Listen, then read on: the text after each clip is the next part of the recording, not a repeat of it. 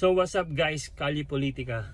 So ngayon guys, pag-uusapan natin ang top 12 no, sa survey ngayon. So pasok na si Congressman Marcoleta.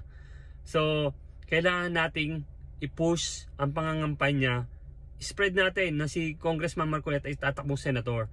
Tapos hindi na si Marcoleta, pati si Attorney Jimmy Bondoc. Kay Jimmy Bondoc, humahanga ako dyan eh. Alam nyo bakit? Singer-songwriter, pero gusto niya magpolitika. Anong ginawa niya? Nag-aral siya bilang abogado. No? Eh sila si Ramon Revilla, ang tagal na sa Senado.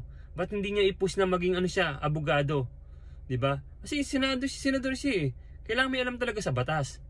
No, so kailangan natin makapasok talaga si Marcoleta sa national election.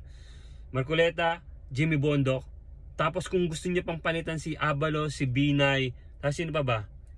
Si Abalos, si Binay, si Tolentino. Kung gusto niyo palitan yung tatlo na yun, subukan natin si Pastor Rocky Kibuloy.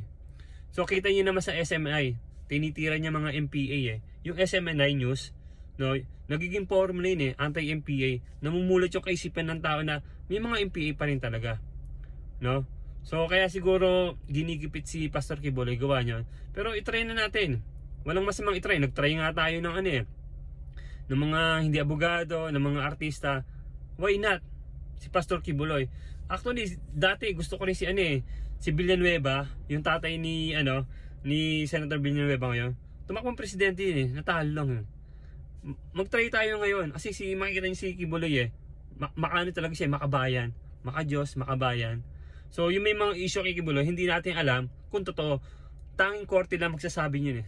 Tanging Diyos lang din magsasabi kung totoo yung paratang kay Pastor Kibuloy. So yun lang guys, so kailangan natin mga kampanya para kay Marcoleta, para kay Attorney Jimmy Bondoc. Sama niyo si Kibuloy, no, si Pastor Kibuloy. Pero si Senator Bongo, pati si Senator Bato, pasok na yan eh, matik yan, pasok yan, maniwala kayo sa akin.